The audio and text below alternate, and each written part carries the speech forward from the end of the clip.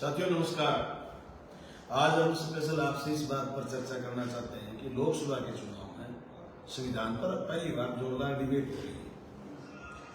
Bharatiya Janata party ये कह रही है कि 400 सीट आएंगे, हम संविधान बदलेंगे। अभी पहले चरण का चुनाव 19 तारीख होगा। 19 तारीख में 9 दिन बाकी बचे। मैं पूरे देशवासियों से और चूरू लोकसभा क्षेत्र के एक एक मतदाता से अपील करना चाहता हूं कि भारतीय जनता पार्टी के जो नेता आपके गांव में आए उससे एक बात ये पूछो कि आखिर बता दो संशोधन करना क्या चाहते हो। संविधान में ऐसी कौन सी चीज है जो आप बदलना चाहते हो। जैसे आपने अनुच्छेद 370 में संशोधन करा है जम्मू कश्मीर में, वैसे ही संशोधन करना चाहते हो। उस अनुच्छेद 370 के संशोधन से सिर्फ और सिर्फ अगर फायदा हुआ है तो उन पूंजीपतियों को हुआ है जिन्होंने जम्मू कश्मीर में भी जमीन खरीदनी शुरू कर दी। इसके अलावा देश की भावनाओं के साथ सिर्फ और सिर्फ आपने खेला है। मैं स्पष्ट आपसे निवेदन करना चाहता हूं कि भारतीय जनता पार्टी के नेता ये स्पष्ट करें। कह रहे हो आप कि 2047 में मुल्क को विकसित राष्ट्र बना देंगे। कैसे बना दोगे आप विकसित राष्ट्र? तुम अभी बात छुपा रहे हो। तुम ये बता ही नहीं रहे कि संविधान में हम ये संशोधन करेंगे।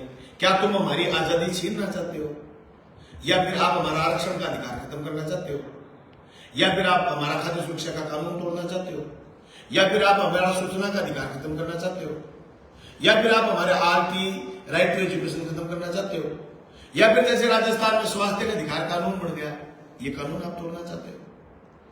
आखिर चाहते क्या हो ये तो बताओ।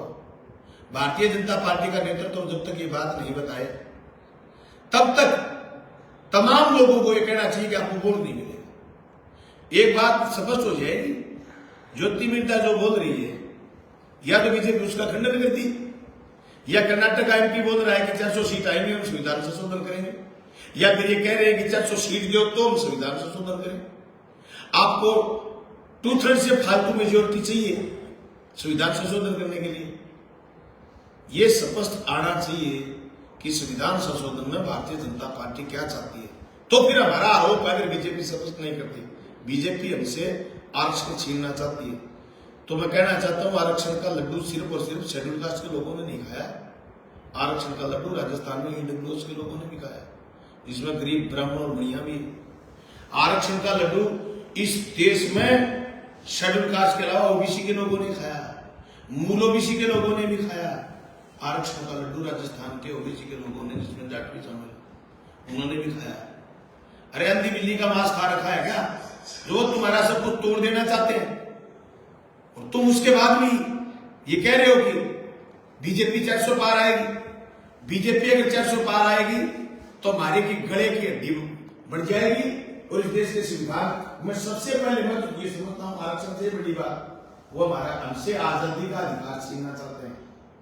आजादी का अधिकार छीनने वाली भारतीय जनता पार्टी किसी भी सूरत में जीतनी नहीं चाहिए। ये 2047 के विकसित भारत का जो सपना दिखा रहे हैं, ऐसे ऐसे सपने इन्होंने 2014 में भी दिखाए थे कि अच्छे दिन आएंगे, नहीं आए। इन्होंने ये भी कहा था 2 करोड़ रोजगार देंगे, नहीं दिए। इन्होंने ये भी कहा था कि काला धन वापस लाएंगे, नहीं लाए।